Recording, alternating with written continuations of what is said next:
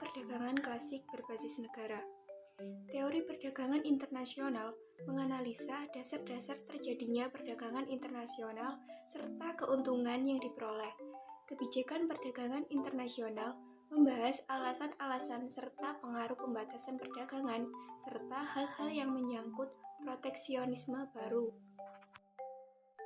Teori-teori perdagangan internasional. Yang pertama adalah merkantilisme. Filosofi ekonomi abad ke-16 yang menyatakan bahwa kemakmuran sebuah negara diukur dari simpanan emas dan peraknya. Yang kedua yaitu keunggulan absolut. Neomerkantilisme mempunyai daya tarik yang dangkal, khususnya bagi para patriot yang ingin memperkuat ekonomi negara mereka. Yang ketiga yaitu keunggulan relatif. Teori ini menyatakan bahwa suatu negara akan menghasilkan barang dan kemudian mengekspor suatu barang yang memiliki comparative advantage terbesar. Dan yang keempat yaitu faktor endowment relatif. Teori ini menjelaskan perbedaan dalam opportunity cost suatu negara lain karena adanya perbedaan dalam jumlah faktor produksi yang dimilikinya. Selanjutnya, saya akan menjelaskan teori perdagangan modern berbasis perusahaan.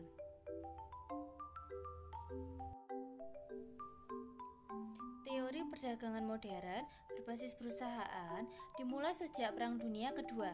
Riset bisnis internasional telah berfokus pada peran perusahaan dari peran negara dalam mempromosikan perdagangan internasional. Beberapa teori telah dikembangkan karena beberapa alasan. Yang pertama, semakin pentingnya MNC dalam ekonomi internasional pasca perang. Yang kedua, ketidakmampuan teori berbasis negara untuk menjelaskan dan memprediksi eksistensi dan pertumbuhan perdagangan intra-industri.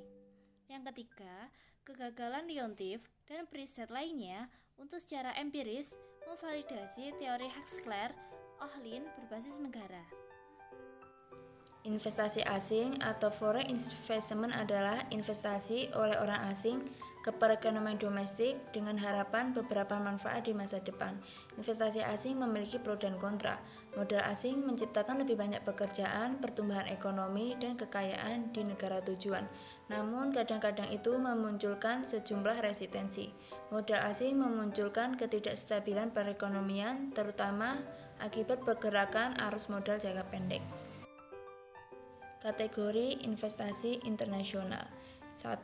Investasi langsung asing atau foreign direct investment adalah investasi jangka panjang dan melibatkan kontrol atas aset. Investor mungkin mengambil strategi organik dengan membangun fasilitas produk baru. Untuk melakukannya, mereka dapat membentuk usaha patungan dengan perusahaan asing atau mendirikan anak perusahaan di negara tujuan.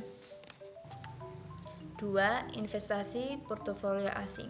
Investasi portofolio asing melibatkan pembelian saham, surat utang, reksadana, exchange traded fund, atau jenis instrumen keuangan lainnya di negara tujuan.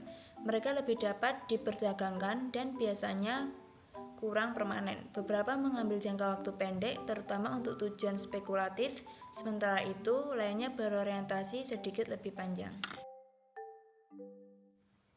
Kegiatan bisnis internasional tidak lepas dari kegiatan investasi. Seperti yang sudah kita pelajari pada bab sebelumnya, bahwa secara garis besar kegiatan bisnis internasional adalah ekspor-impor dan investasi. Teori yang diaplikasikan dalam investasi internasional. 1. Ownership Advantage Theories. Teori ini menekankan bahwa perusahaan pemilik aset yang memiliki keunggulan kompetitif domestik dapat menggunakan keunggulannya tersebut untuk dapat menembus pasar luar negeri melalui penanaman modal asing. 2. International Theories. Teori ini menerapkan perusahaan meluaskan usahanya dengan memperhitungkan transaction cost. 3.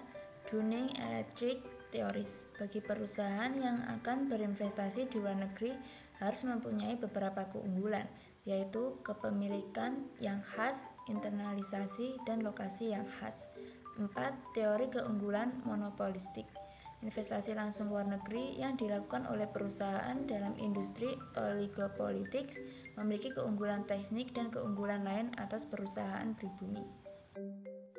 5. Ketidaksempurnaan pasar produk dan faktor produksi.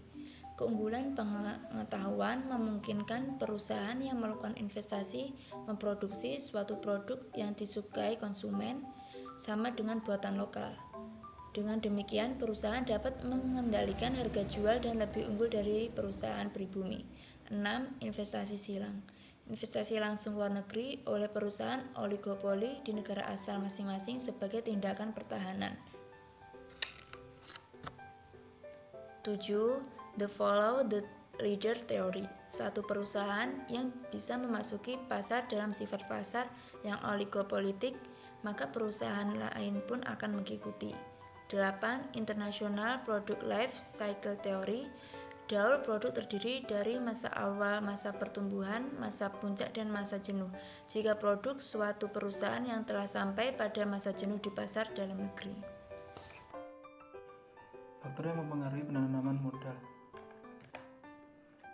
Penanaman modal asing. Penanaman modal asing merupakan salah satu sumber dana dan jasa pembangunan di negara sedang berkembang.